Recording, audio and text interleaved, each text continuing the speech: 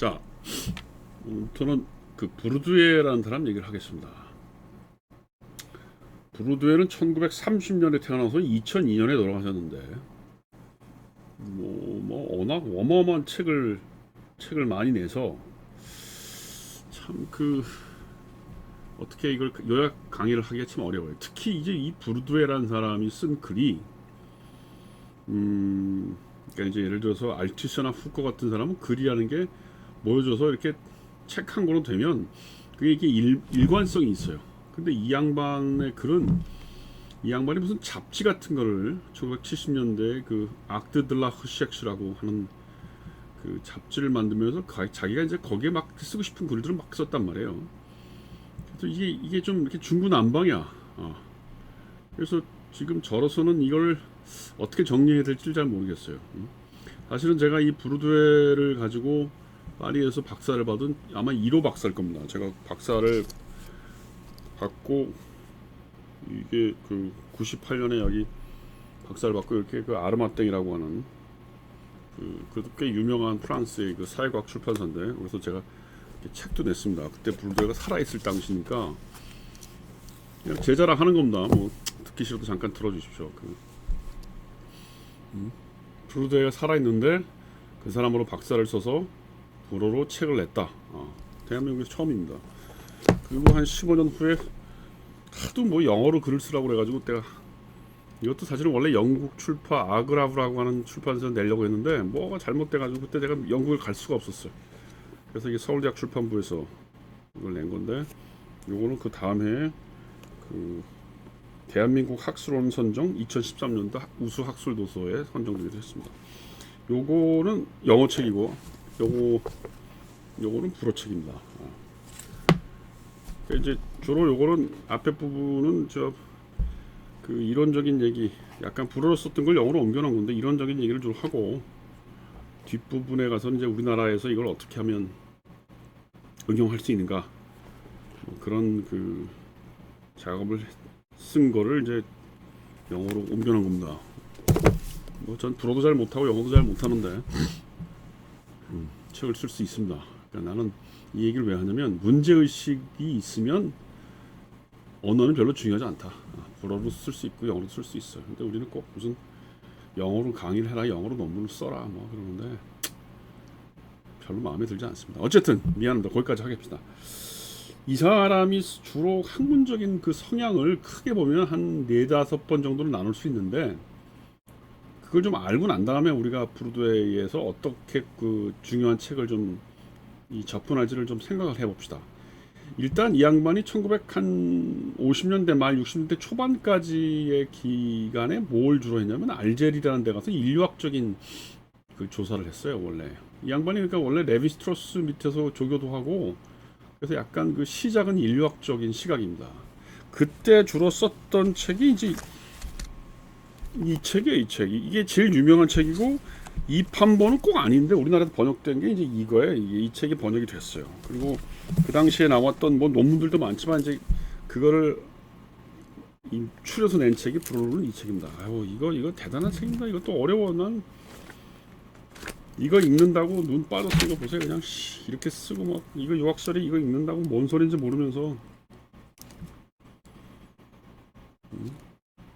사실은 이거를 누가 하나 번역을 하면 제일 좋아요. 이게 어떻게 보면 부르드웨한테 이론서라고 하는 게 별로 없는데 이론 자체만을 갖고 쓴 책은 별로 없어요. 근데 그래도 이 르성스 프라틱 실천 감각이라는 책은 미국에서 영어로 번역된 게 있는데 우리나라는 이게 아직 번역이 안 됐어요. 근데 이게 왜 어려우냐면 앞에 부분 일부는 완전히 이론이고 뒤에 부분은 뭐냐면 그 알제리에 있었을 때 무슨 그 인류학적인 조사, 무슨 결혼제도 분석하고 그런 거예요. 그러니까 뒷부분은 인류학 그 레비스트로스나 혹은 인류학적인 그 지식이 있어야 되고, 요 앞에 일부는 완전히 이론이에요. 여기 보면 이제 무슨 뭐 아비투스가 뭐냐, 뭐 상징 자본이 뭐냐, 뭐 이제 그 무슨 장이 뭐냐, 구조가 뭐냐, 이런 여러 가지. 내가 보기에는 요 정 안 되면 여기 일권이라고 돼 있는데, 크리틱 드 라 해정 세어리, 그 이론적 이성에 대한 비판이라고 하는 9개 챕터, 아방 프로포까지 한 10개 챕터만 먼저 누가 번역을 하면 좋겠어. 나는 못하겠어요. 힘들어서 이제 번역하는 거 아주 지긋지긋해가지고 내가 못하겠고, 저도 한 3-4권 했는데 이제 그만하고 젊은 사람 중에 이걸 누가 할 수 있는 사람이 있었으면 좋겠는데, 어쨌든 제가 지금 말씀드리는 건 뭐냐면 부르드웨의 사상의 흐름 중에 가장 중요한 게 알제리에서 인류학 조사를 하고 거기에 관련된 글들 모아놓은 거, 요게 한 부류예요. 요게. 그 다음에 이제 이 프랑스에 돌아와서 한 60년대 중후반부터 무슨 뭐 중간 예술이니 무슨 뭐 이런 걸 주로 썼어요. 뭐 중간 예술, 그 다음에 무슨 재생산 뭐 이런 책들을 썼습니다. 이게 이제 그다음 뭐 에리티에라고 상속자라는 책이 하나 여기 있네요. 여기 이제 요건 아직 번역이 안 됐는데 상속자라는 책이, 근데 이제 요게 1960년대 중후반에 주로 쓴 겁니다. 그래서 이게 리프로덕션은 번역이 됐습니까? 여기 저기 리프로덕션이라는 책도 하나 있는데 요 시기에 썼던 책 중에 리프로덕션이라는 책이 있어요. 그 책 또 중요하죠. 재생산. 요게 이제 1960년대 중반 후반 한 5-6년 동안 썼던 책들이에요. 그러니까 이때 주로 이 무슨 에리티의 재생산 여기 있네. 여기 이게 재생산 그다음에 이제 중간 예술 요런 거는 주로 뭐와 관련되냐면 교육 문제. 중간 예술은 사실 교육 문제는 아니고 어떻게 보면 이제 요 에리티에와 리프로덕션이라고 하는 요 책이 이제 그 프랑스의 중고등학교 교육제도, 그래서 어떻게 계급이 교육제를 통해서 재생산되는가 하는 문제를 다루고 있는 책입니다. 전형적인 알투세적인 문제의식이죠. 특히 이제 이 상속자라는 책은 프랑스 대학생들이 68혁명 났을 때 굉장히 중요한 지침서로 그 참고했던 책들이에요. 아주.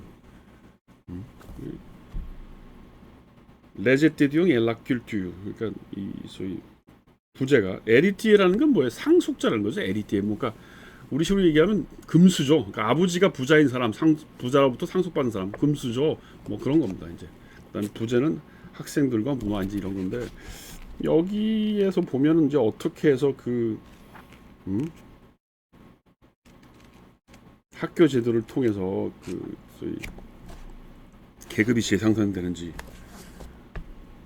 이거는 완전히 이제 정부 프로젝트를 받아서 쓴 책인데, 아우 이건 너무 어려워. 이건 뭐 왜 이렇게 쓰는지 잘 모르겠는데 이걸 읽고 이해할 수 있는지 내 솔직히 고백하는데 무슨 말인지 잘 모르겠어요. 이제 그 다음에 그래서 돌아와서 이제 교육제도에 관련된 게, 그 다음에 이제 이 중간 예술이라는 것과 이제 그 다음에 우리가 제일 많이 보는 이 소위 이 구별짓기라는 책이에요. 사실은 요 중간 예술이라는 게 이 사진 찍기와 관련된 중간 계급들의 어떤 무슨 얘기를 쓴 건데, 뭐 이것 자체만으로도 굉장히 중요한 책이지만 여기에 논의가 사실은 이 구별짓기라는 책에서 이렇게 반복이 되는 부분이 있어요.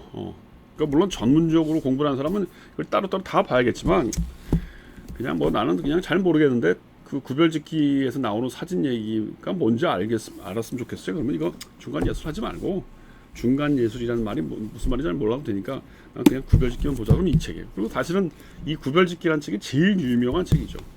부르드웨를 세계적으로 유명한 학자를 만들었고, 또 우리 사회에서 이제 그 왜 부르드웨를 봐야 되느냐 그러면 꼭 그 구별짓기에 관련된 얘기를 저 책이 얘기를 하죠. 그래서 제가 뭐 만만한 책은 아니기 때문에 또 제가 이렇게 책을 썼습니다. 이거 뭐 저기 책 안 사도 돼요. 난 이미 다 이거 저는 돈을 다 받아서 쓴 거니까 많이 팔려도 저한테 인세 안 들어옵니다. 이거. 왜냐면 이 책이 너무 어렵고 두껍거든. 이게 2권으로 돼 있어. 이거 어떻게 읽어? 제가 이 2권 읽다가 사실은 머리가 이렇게 빠진 이유가 저 책 읽다 머리 빠진 것 같아. 뭔 소리인지 모르니까 하도 집어던지고 그래가지고. 원래 그 불어보는 이거예요. 저는 그 파리에서 그 박사 논문을 쓸 때는 저 한국말 번역본이 없었으니까 이제 이걸 가지고 읽었죠. 이거를. 여기 보면 이렇게 막 테이프로 막 붙이고 막 그랬잖아요. 왜 다 뜯어두고, 왜 하도 읽다가 모르면 집어던지고 막 이러다가 집어던지고. 이 글자 보세요. 이게 이렇게 조그만 글자를 어떻게 읽어? 내가 이거 어떻게 읽었는지 잘 모르겠어. 프랑스 사람들도 이거 읽는다 그러면 놀래요. 너 저 불어를 알아듣냐? 뭐 이런 식으로 놀랜다고. 그래서 제가 하여튼 프랑스에서 브로드웨이로 박사 논문 쓴다고 그랬을 때 하여튼 프랑스 친구들이 표정이 두 가지. 하나는 너 못 쓸 것 같은데 뭐 이런 느낌, 하나는 네가 그렇게 불어를 잘해? 뭐 이런 느낌. 못한다는 얘기죠, 둘 다. 너 쉽지 않을 텐데 뭐 그런 거였어요. 일단 여기서 끊고 갔다.